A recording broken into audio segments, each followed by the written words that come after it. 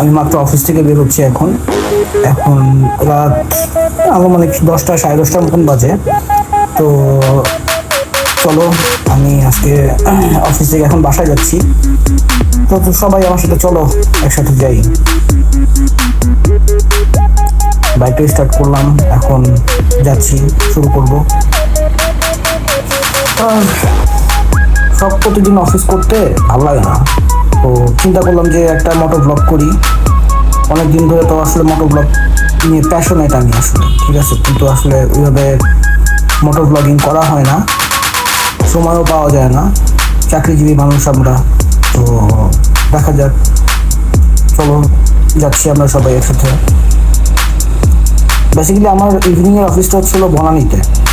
তো আমার এই শিফটটা হচ্ছে, আমি ইভিনিং শিফটে এখানে কাজ করি। তো এখন রাত 10টা আনুমানিক 10:15 বা 10 এরকম বাজে। তো এই টাইমটাতে হচ্ছিল বাসায় যাচ্ছি আমি এখন, আর সাথে সাথে তোমাদেরকেও নিয়ে যাচ্ছি। এখন আছি বনানীর ভিতরে, লেকের পাড় দিয়ে বাইক চালা যাচ্ছি। তো দেখা যাক, সামনে যাই আমরা।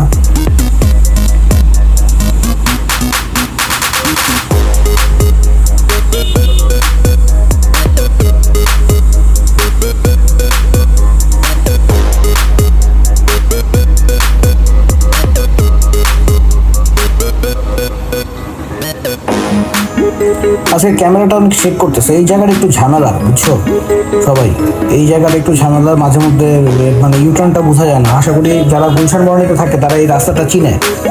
আর এই জায়গা তো এই যে এখন আমি হচ্ছিল বনানীর শেষের দিকে, গুলশানের শুরুতে লেকের পাড় দিয়ে যাচ্ছি। ছোটবেলা থেকেই গুলশানে থাকি, কিন্তু আসলে রোড নাম্বারটা মনে রাখা কষ্ট। এইটা আমার হাতের বাম পাশে হলো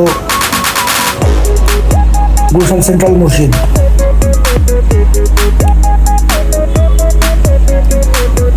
এখন বিষয় হচ্ছে যে প্যাশন, আমার বাইক চালানোটা ছোটবেলা থেকে প্যাশনের জায়গাতে আমি এইটা নিয়েই কাজ করি সব সময়, কিন্তু আসলে ভিডিও করা হয় না কোনো সময়। তো চিন্তা করলাম যে যেহেতু করা হচ্ছে না, একটু ট্রাই করে দেখি যে কেমন হয়।